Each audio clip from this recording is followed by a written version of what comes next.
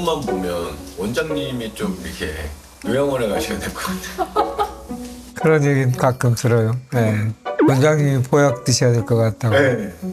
필요 없을 때는 힘을 좀 빼는 게 저한테는 모토여서 뭐 경기도 한의사회 축구 선수로 가서 2년간 우승하는데 제가 미드필더거든요. 뛰고 이러는데 체력에는 자신이 있어요. 환우분들한테 그 얘기를 예전에 몇 번 하면 막 웃어요. 좀 웬만히 과장을 해야 믿을만 하지 이게 도저히 안 믿긴다고. 피지방 그릇도 못 먹고 같이 보인다고 막 그런 사람도 있고. 왜 이 한의사가 되시려고 하셨어요? 아, 예. 기계공학 전공해서 여기 연구직 공무원이었어요.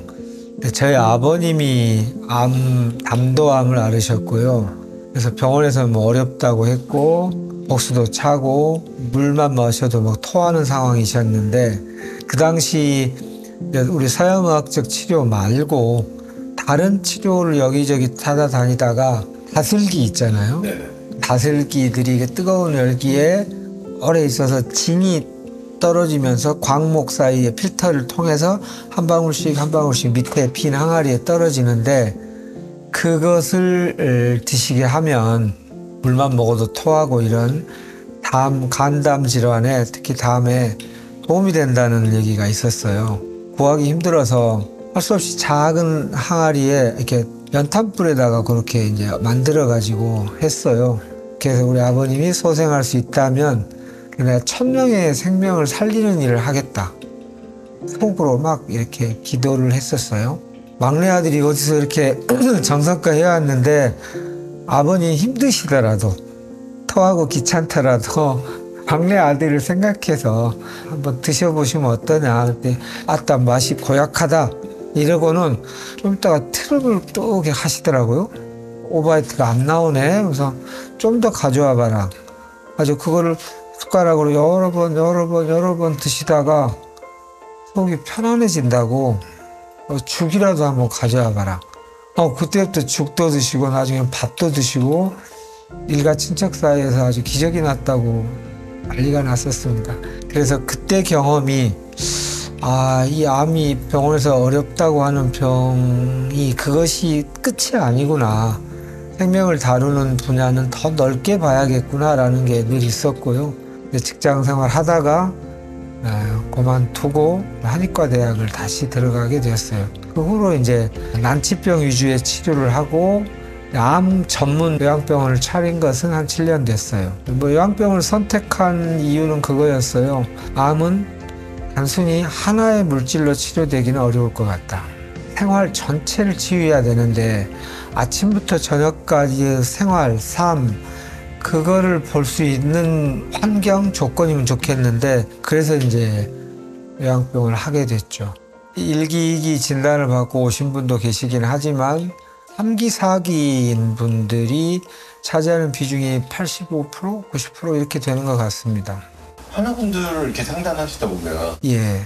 제일 안타까운 게 어떤 거예요? 우선 이제 병원에서 좀 어렵다. 심지어 여명을 받기도 하고 크게 다시 재발하거나 뭐 이런 경우를 볼 때 제일 안타까운 것 같습니다. 그분들 만나보시면 마음이 좀 어떠세요? 우선 이제 표준 치료라고 하는 대학병원의 치료를 그냥 따라서 받기만 하면 끝날 줄 알았다 또는 그런 희망을 갖고 치료했으나 다시 재발 전이 내성이 생겨서 그럼 어떻게 해야 되지 하는 막막함, 불안감, 감정의 어려움의 제일 큰 건 두려움이죠. 긴가민가하고 또 막 어떤 때는 희망을 가졌다 어떨 때는 불안했다 막 그럴 때 그거를 다시 또 이해시키고 할 때의 그 안타까움, 힘겨움은 가끔씩 느끼긴 하죠. 직접 이렇게 상담하시잖아요. 예. 그러면 어떤 말들을 좀 많이 하세요? 이렇게 재발 전이가 됐고 대학병원의 선생님들이 이제 완치의 목표라기보다는 이게 연장의 목표, 완화 치료다라고 말을 하시는데 진짜 완치를 할 수 있는 방법이 있을까요? 두 번째는 이제 서양의학 치료랑 이제 저희가 하고자 하는 복합 천연물 치료나 생활 습관 치료 또는 마음 치료를 하게 되면 근본적 치유가 되겠지요라고 하는 것에 대한 확인받고 싶고 희망을 더 갖고 싶어 하는 말을 많이 저한테 묻죠. 원장님이 바라보시는 완치의 개념은 어떤 거예요? 제가 생각하는 완치는 암의 원인이 무엇인지 우선 파악하면, 왜냐하면 암의 생활 습관병이라고 정의되어 있는데 습관이라는 말은 무의식이란 말과 같은 말입니다. 나도 모르게 하는 반복적 패턴, 이걸 습관이라 하잖아요. 그래서 우선 그거를 아는 과정이 필요해요. 그렇게 해서 알아지면 그게 핵심 원인이에요. 그래서 핵심 원인을 찾아내고 나면 그 핵심 원인을 해결하는 것, 그게 제가 생각하는 완치입니다. 근데 그 원인을 찾을 수가 있나요? 뭐 저의 경험으로는 찾을 수가 있다 이고요. 물론 이게 생활 습관병이고 습관이라는 게 눈에 보이지가 잘 않으니까 원인이 잘 안 보일 때가 많은데요. 좀 비워지고 응어리가 좀 풀어지고 나면 이것이 나에게 중요한 핵심 감정이고 그것이 나의 병을 만든 근본 원인이었구나라는 것이 자명하게 툭 떠올라요. 환자분들이 원장님을 첫인상을 어떻게 얘기하시는지 좀 들어보셨어요? 못 들어봤어요. 웬 할아버지 머리 약간 반쯤 벗겨진 할아버지가 도사님 할아버지 뭐 딱 그 이미지였고. 뭐 복장이 그걸 풍겼다면 뭐 저의 비밀인데 저는 귀찮은 거를 너무너무 못 견뎌해요. 그래서 예전에 양복 입고 넥타이 매고 막 이런 거를 너무 싫어했어요. 예전 공과대학 기계공학 다닐 때도 아주 추리닝 같은 거 아니면 한복, 그냥 편한 옷을 좋아하는 스타일. 근데 제가 추리닝을 입고 있을 수는 없잖아요. 근데 그나마 편하면서 A에 크게 어긋나지 않은 것이 보니까 생활 한복이더라고요. 여기서 안 됐던 게 여길 찾아오면 될까? 이런 또 비확실성에서 오는 또 다른 불안함.